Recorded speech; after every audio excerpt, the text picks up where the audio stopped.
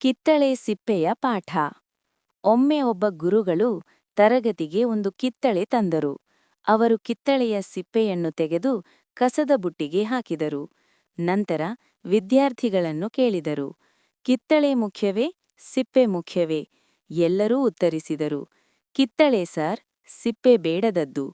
ಗುರುಗಳು ನಗುತ್ತಾ ಹೇಳಿದರು, ಈ ಸಿಪ್ಪೆಯಿಂದ ಔಷಧಿ, ಸುಗಂಧದ್ರವ್ಯ, ಗೊಬ್ಬರ ಮಾಡಬಹುದು. ಗಿಡಗಳನ್ನು ಕೀಟಗಳಿಂದ ರಕ್ಷಿಸಬಹುದು. ಜೀವನದಲ್ಲೂ ಇದೇ ಆಗುತ್ತದೆ. ಪರೀಕ್ಷೆಯಲ್ಲಿ ವಿಫಲವಾದಾಗ, ಒಳ್ಳೆಯ ಅವಕಾಶ ಕೈತಪ್ಪಿದಾಗ ಅಥವಾ ಜನರು ನಮ್ಮನ್ನು ನಿರ್ಲಕ್ಷಿಸಿದಾಗ ನಾವು ನಮ್ಮನ್ನೇ ನಿರರ್ಥಕ ಎಂದು ಭಾವಿಸಿಕೊಳ್ಳುತ್ತೇವೆ. ಆದರೆ ಅದು ತಪ್ಪು. ಒಬ್ಬ ವ್ಯಕ್ತಿಯ ಮೌಲ್ಯವನ್ನು ಒಂದು ವಿಫಲತೆ, ಒಂದು ತಪ್ಪು ಅಥವಾ ಒಬ್ಬರ ಅಭಿಪ್ರಾಯ ನಿರ್ಧರಿಸಲಾರದು. ಕಿತ್ತಳೆ ಸಿಪ್ಪೆಯಂತೆ ನಮಗೂ ನಮ್ಮದೇ ಆದ ಉಪಯೋಗ, ಸಾಮರ್ಥ್ಯ ಮತ್ತು ಗುರಿ ಇದೆ.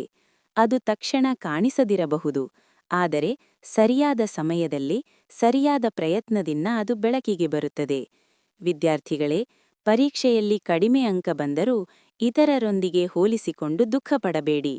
ನೀವಿಂದು ಸಿಪ್ಪೆಯಂತೆ ಕಾಣಬಹುದು, ಆದರೆ ನಾಳೆ ಸಮಾಜಕ್ಕೆ ಅತ್ಯವಶ್ಯಕ ವ್ಯಕ್ತಿಯಾಗಬಹುದು.